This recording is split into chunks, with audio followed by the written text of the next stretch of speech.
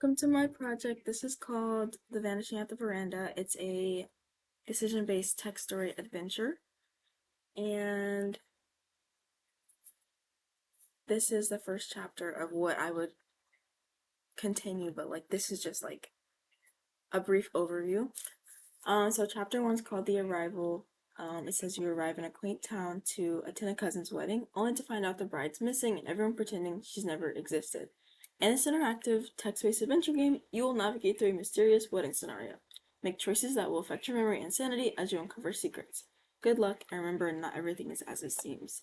And then it prompts you to press enter just to help with the reading, and it gives you the next set of dialogue.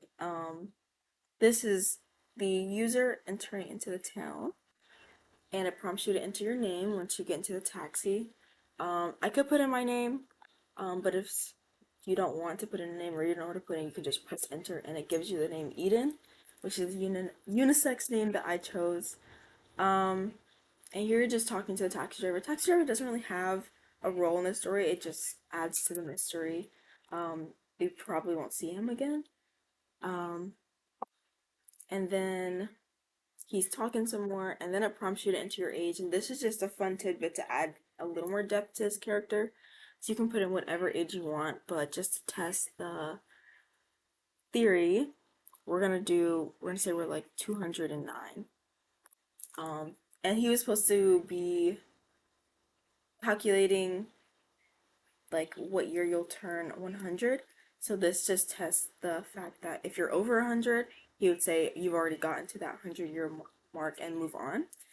Um, versus if I just put my real age in, I put like 18, 19, then it would tell me what year I would turn 100.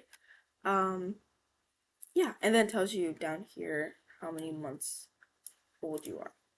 And then you continue, and that was just a little extra to add to the story. Um, Now you're at the veranda, which is the wedding venue. Um, Jay's taxi driver's name, and you get out, and we meet another character. But here's where the mystery comes in. He asks the user for you to be careful, and whatever you do, do not forget. And it just causes the user to be like, forget what? What are you talking about? And that's all he kind of just to dive you into the setting of the game. But you brush it off, and this is where we meet a new character. His name is Mikey. Mikey is your cousin on the bride side, so the user is the groom's cousin, and Mikey is the bride's cousin. Okay? Um, yeah.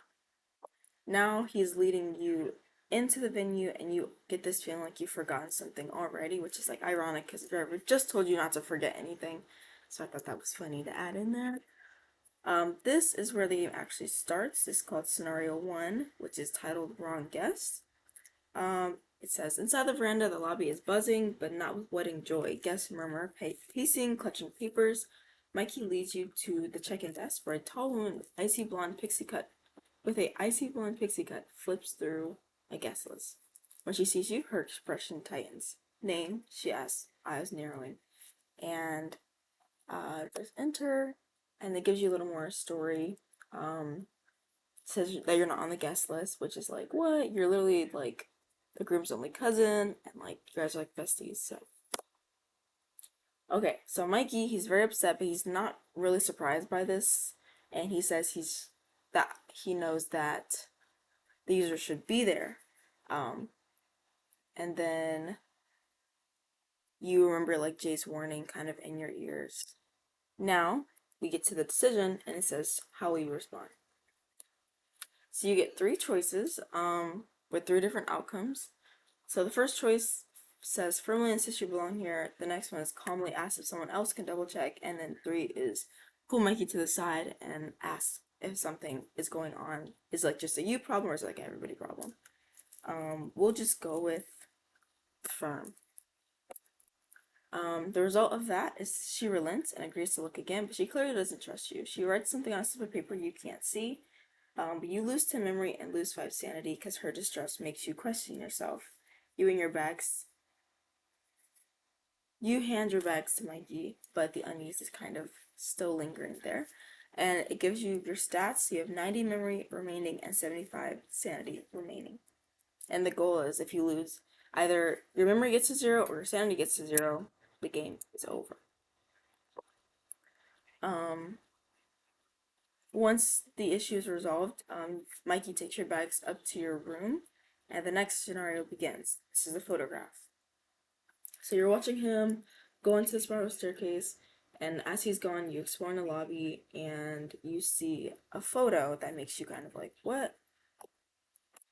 That photo is your cousin, the groom, who's getting married this week, standing at the altar already with a woman named Dawn. And you're very confused. You're like, who's this Dawn person? Ezra's never been married. And the woman he is married is not named Dawn. Her name is Estelle. So you're very confused. And then you feel a tap on your shoulder. It says, "Hey kiddo," a male voice startles you. It's your Uncle Ashton, Ezra's father. Decision point 1, choose how you respond. Choice 1, demand explanation from Uncle Ashton. Examine the photo frame more closely. Or 3, touch the photo. We're gonna do 2. We're gonna examine the photo a little closer. Result, you notice the glass is cracked on the inside, like someone punched it from within. You lose 5 sanity as you feel you're being left out of the loop, and you also lose 10 memory because you cannot seem to find peace with this unease that you're feeling. And now you have 80 memory remaining and 70 sanity remaining. So far we've lost memory and sanity in both the choices. And just says thank you for playing and to be continued, which is why I was saying that there'll probably be more chapters later on, but this is like a little demo, a little tidbit. Thank you for watching.